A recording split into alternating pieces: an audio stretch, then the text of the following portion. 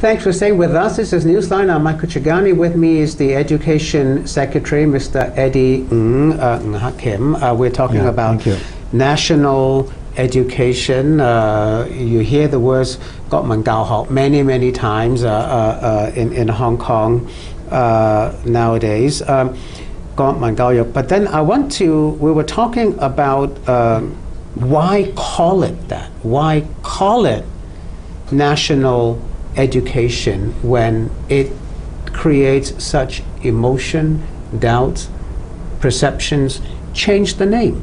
And you're saying to me that if you don't change the name, you cannot instill national pride. Is that right? What I'm saying is and we have gone for 100 years under British rule for a long time, and now being returned back to mainland about 15 years sort of duration. And then increasingly we believe that we have to go back to our national identity. We have about last 10 years trying to go easy with the various subjects. We call it penetration through different components for a while, and now people are getting better ready. That's why I say this is a time to make sure officially let's identify ourselves as Chinese as a nation. So that's why the national education.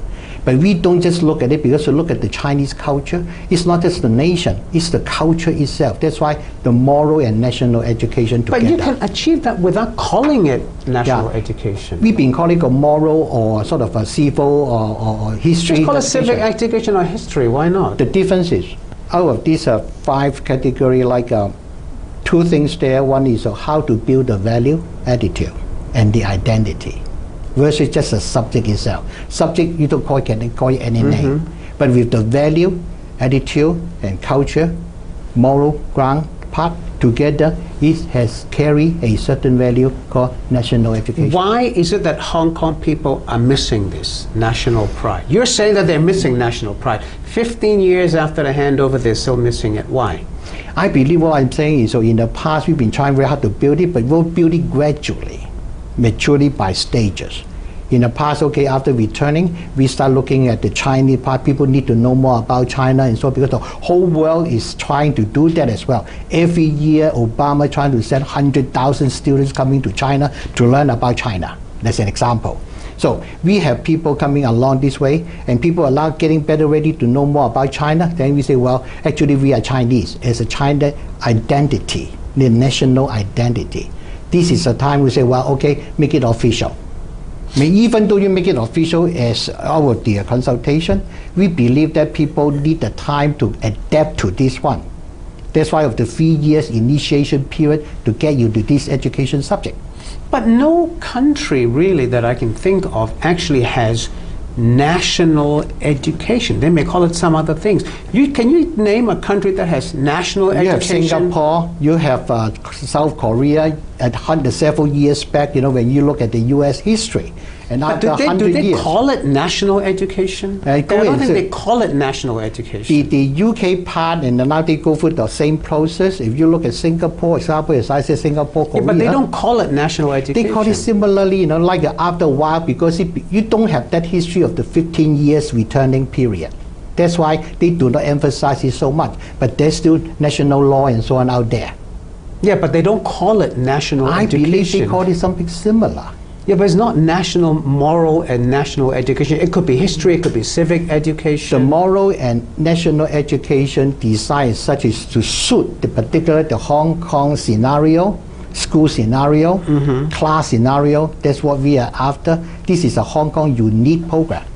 But I read somewhere one commentator said that, and you mentioned that we've been 100 years under colonial British rule. And then kids, during that time, they grew up learning God Save the Queen in school, and they were taught sanitized British history. Is that what you're trying to change now with national education? I don't think we try to change it because of the new generations coming up. Because of 15 years, the new generation. Were you in school in Hong Kong? Were you taught God Save the Queen? I was here since 1960.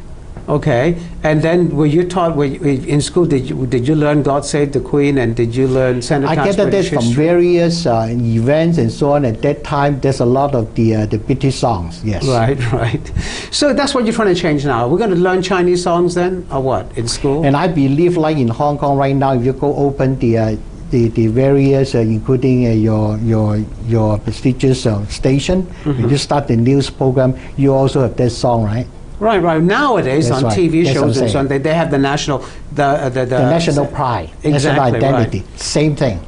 So you want Hong Kong people to be more proud to be Chinese? You think they're not proud enough? That's what you think? I believe that we would like people to have a chance to learn more with their independent thinking and learning and education process to be able to identify themselves with this national identity. Okay, you know, you have a committee headed by Anna Wu. That's right. Who will look at it, at national education, to address the grievances or the complaints of certain sectors of society and see how these can be sorted out, right? Right. Now, if this committee comes back to you, Secretary Ng, and says, okay, we think that it should not become compulsory in 2015 for primary schools and 2016 for secondary schools. We think we can wait. Will you do that? I have to go back to the original strict terms of reference of the committee. The committee's job is to, within this initiation fee years for primary and another fee years for second, altogether 4 years duration, try very hard to actively solicit views, ideas, and opinions from the public. How to better manage the process of implementation of the MNE. But the public says, hold off. Yeah. That's what the public says, delay it. Will you do that? Be very careful with what we call public. Because when you look at the sector, the initial, for example, starting this year for the next few years, we don't push it, push it for this year. People have a chance to do a 3 years time frame for primary education. So you're saying that whatever the committee does, the one thing it will not do is to come back to you and say delay it. If they do, you will not listen. I believe what the committee would be doing is initially trying to identify what are the key concerns of the implementation. I will not rule out in the whole process with more sort of a life experience from those schools who are ready to do something in the initial, let's say, 18 months. Come back with life experience. Hey, how can you do it better here, do it better there, and then roll out like this one.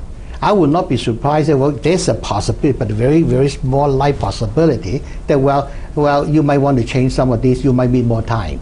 But it will only happen at that time 2 or 3 years down the road. But that means what you're saying is there will be no delay. Definitely by 2015, it will continue. As far as the current plan is concerned, actually there is no intention, no indicator that we should delay. So you will press ahead?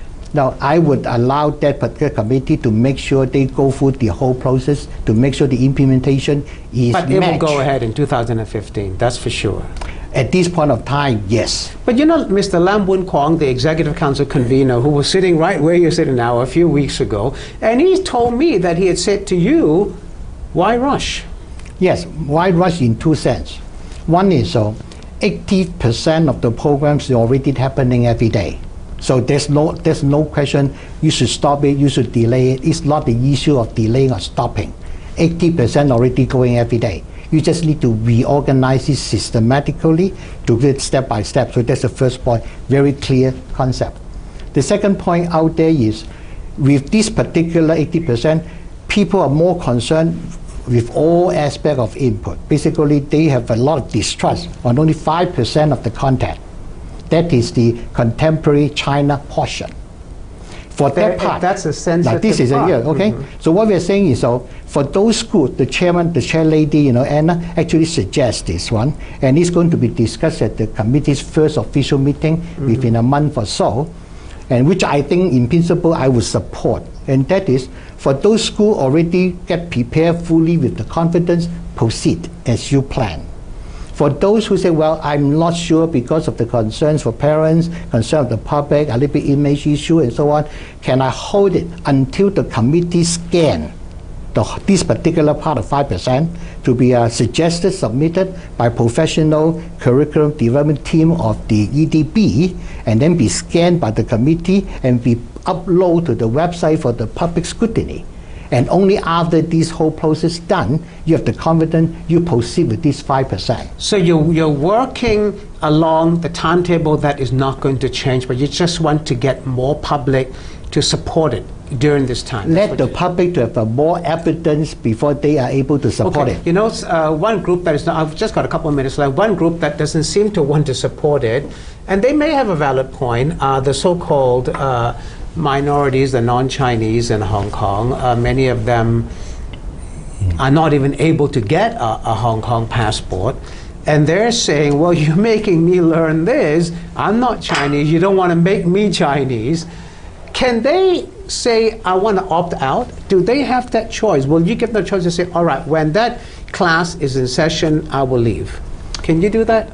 Page 74 of the curriculum guide. I see you have it marked right there. made it very clear that, you know, teachers of each school, for those who opt to go for the local program, like the DSE related type, for those who opt for the local program, teachers actually may modify the curriculum content, taking into consideration of the races and cultural background of students. They may modify this one. However, regardless of their ethical or cultural background, students living in Hong Kong should be given a good understanding of their local society and then the national situation of China. Like, this is very But explicit. how can they have national pride in, you were saying, in being a Chinese when they're not Chinese? I talked to quite a few people. I attend some of the National Day programs of the different countries here in Hong Kong as well. Many of them actually are already holding the Hong Kong China passport. And they've been there for So you think they should decades. also be proud? For this group, actually, you know, they actually told me they support this one to begin with. I talked to them face to face. But if they don't, can they say, I want to move away? If they don't, and then you have a situation like some of the international schools, and they have their own international school, parents are the one to make the choice of the local program or international. I've run out of time. Okay. Thanks for watching. See you next week. Good evening.